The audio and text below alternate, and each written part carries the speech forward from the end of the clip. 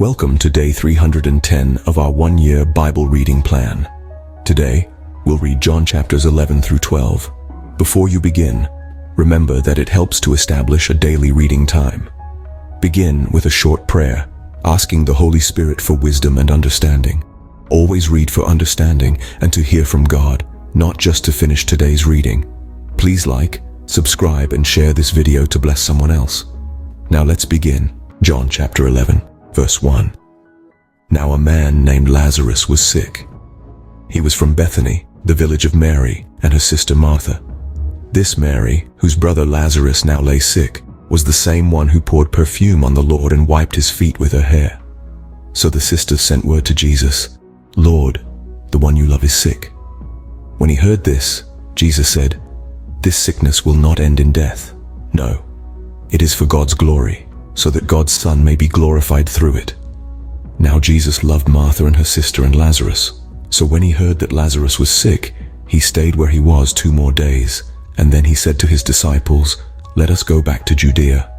"But Rabbi," they said, "a short while ago the Jews there tried to stone you, and yet you are going back."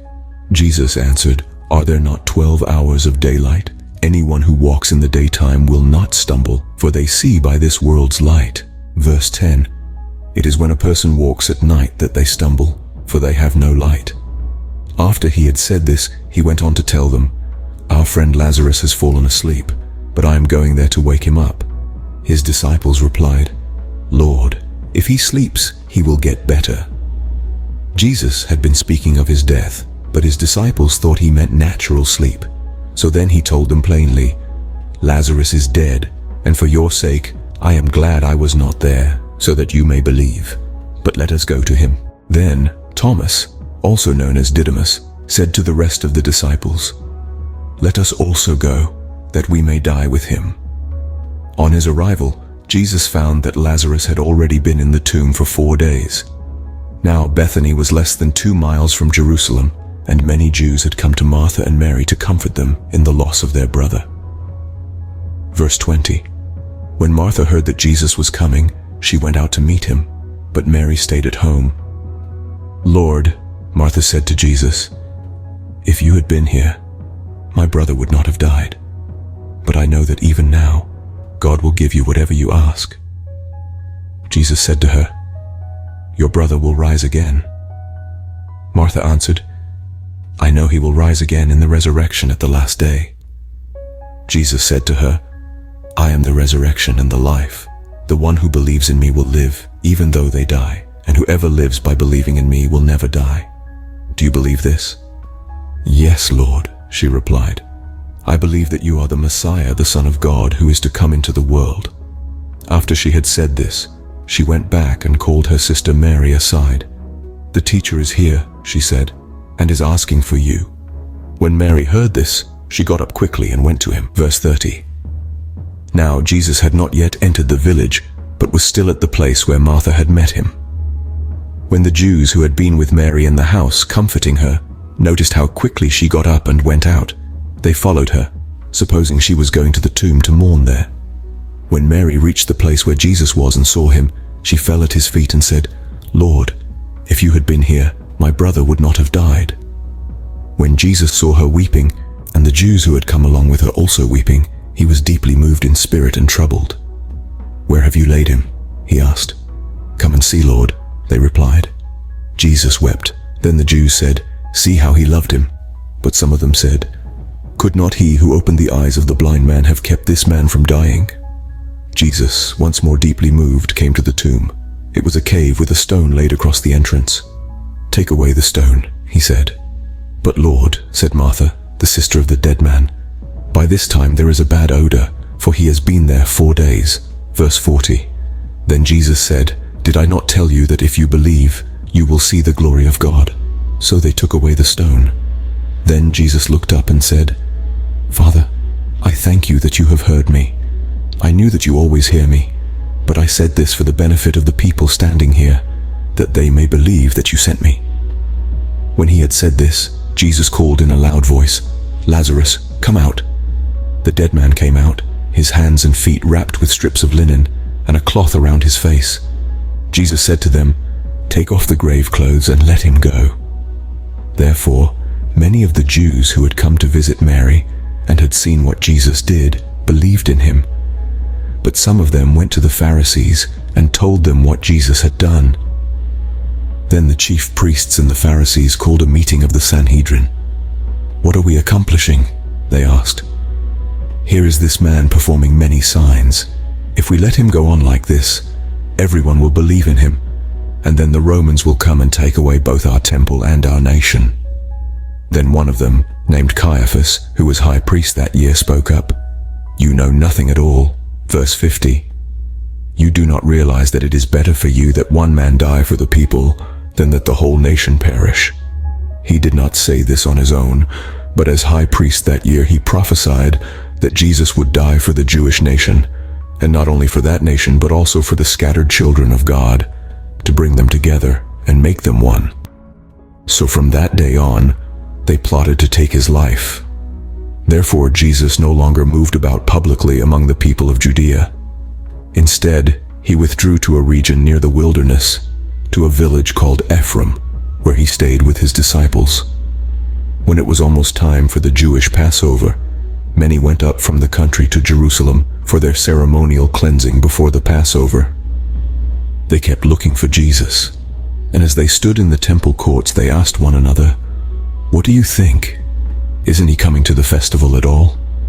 But the chief priests and the Pharisees had given orders that anyone who found out where Jesus was should report it, so that they might arrest him. John chapter 12, verse 1. 6 days before the Passover, Jesus came to Bethany, where Lazarus lived, whom Jesus had raised from the dead. Here a dinner was given in Jesus' honor. Martha served, while Lazarus was among those reclining at the table with him. Then Mary took about a pint of pure nard, an expensive perfume. She poured it on Jesus' feet and wiped his feet with her hair, and the house was filled with the fragrance of the perfume. But one of his disciples, Judas Iscariot, who was later to betray him, objected, "Why wasn't this perfume sold and the money given to the poor? It was worth a year's wages." He did not say this because he cared about the poor, but because he was a thief. As keeper of the money bag, he used to help himself to what was put into it. "Leave her alone," Jesus replied. "It was intended that she should save this perfume for the day of my burial.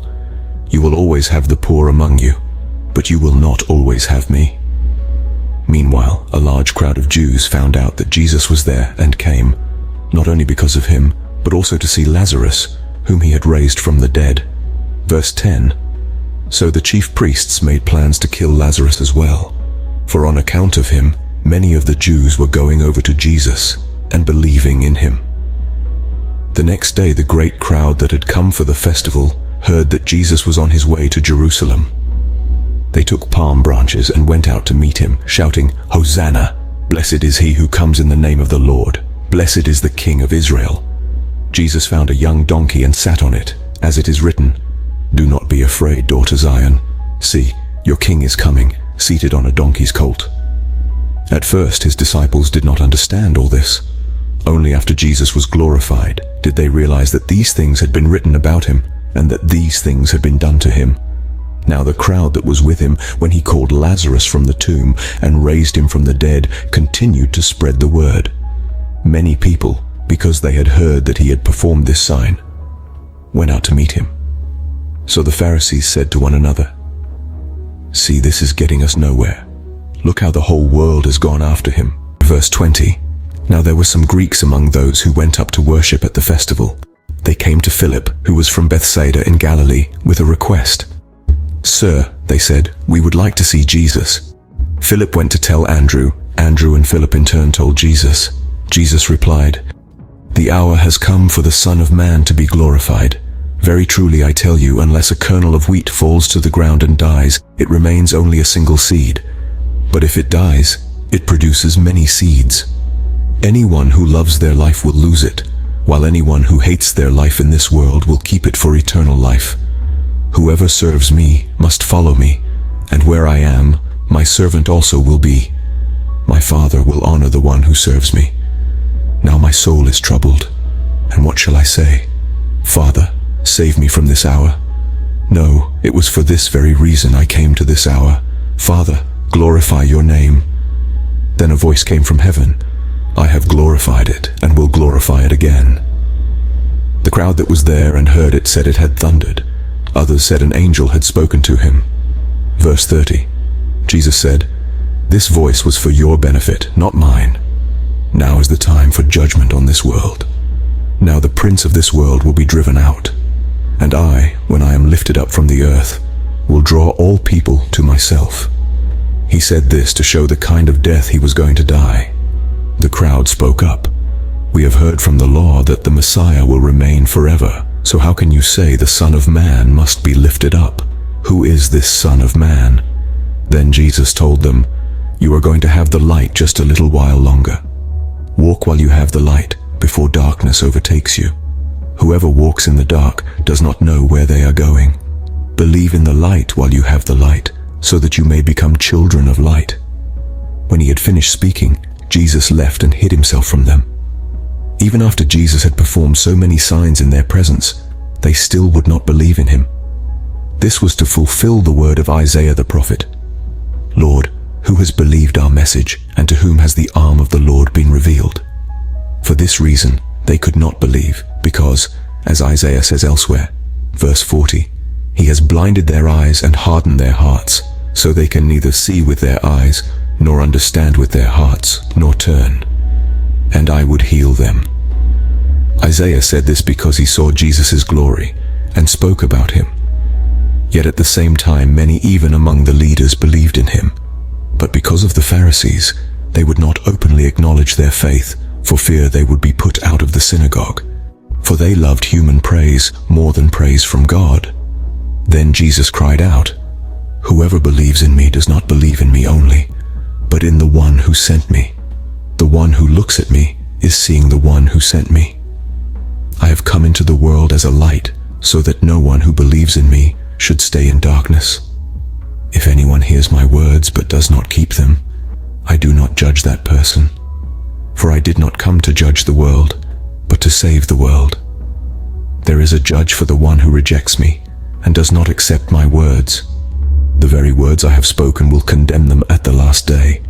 For I did not speak on my own, but the Father who sent me commanded me to say all that I have spoken." Verse 50. "I know that his command leads to eternal life. So whatever I say is just what the Father has told me to say." This concludes John chapters 11 through 12 for day 310. We hope you're enjoying these daily videos. Remember to check the description box for links and resources. Thank you for watching. Please like, share, and subscribe. Your support helps spread God's word to reach more people on YouTube. We'll see you in the next video for our day 311 reading.